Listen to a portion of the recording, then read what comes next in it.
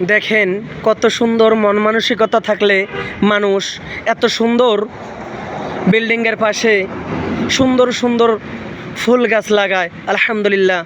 তো গাছ আমাদের অনেক কাজে লাগে, অনেক উপকারে আসে।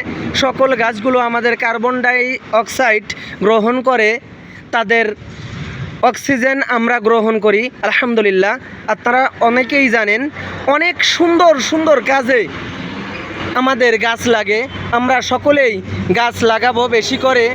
যিনি গাছ লাগাবে তাকে উৎসাহ দেব।